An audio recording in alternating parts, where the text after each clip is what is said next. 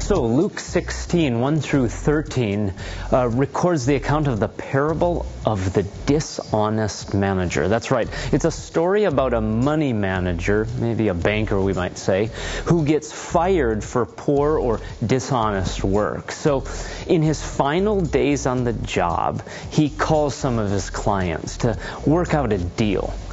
He says, if you've borrowed money from the guy I work for, I want to cut you a deal. If you pay him back right now, I'll let you pay him back, say, 80% or 70% in return for a favor from me. Take me in after I've lost my job because I can't do any other job. Take me in. I'll cut you a deal. And in the end, the story or the parable that Jesus is telling here, it's the boss who actually commends him for his, what he calls, shrewd business dealings. It's a peculiar story, and almost seems unorthodox. Yet Jesus uses two people with ungodly character to illustrate for us how we should live in his kingdom. It's kind of an odd thing, or seemingly odd. Understand, though, Jesus is not exhorting us to be dishonest or wicked. Of course not. He's not giving us business advice. The principle here is actually quite simple. He tells us in verse 8 and 9, let me just read it for you. He says, the master commends, this is in the story, commended the dishonest manager for his shrewdness. For the sons of this world are more shrewd in dealing with their own generation than the sons of light. And I tell you, make friends for yourselves by means of unrighteous wealth, so that when it fails, they may receive you into eternal dwellings. That's right. But what could it mean? It doesn't make a whole lot of sense if you just look at it. But Jesus actually gives us in the following verses an explanation.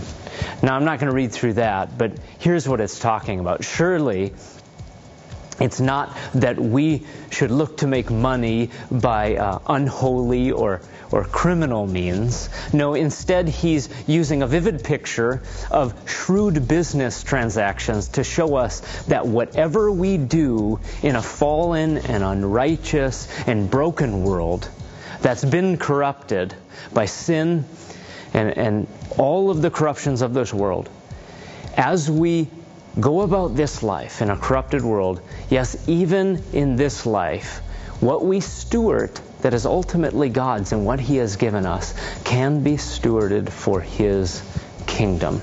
And there will be a reward in heaven. It's a fascinating parable I want you to get into. But let's start here. I want you to start your home group study with this conversation. Answer this. Do I treat the little responsibilities I've been given in this life, in my life now, right now, do I treat the little things differently than, say, the big responsibilities? Think of it this way. Do you think God wants us to consider everything that He has given us, and that He wants us to be a good steward of the things He has given us, whether small or big? That's a lot of what this story is about, and so much more. Let's get started with these questions and then follow through the questions after you've read through the story and go through all of the questions together as a small group.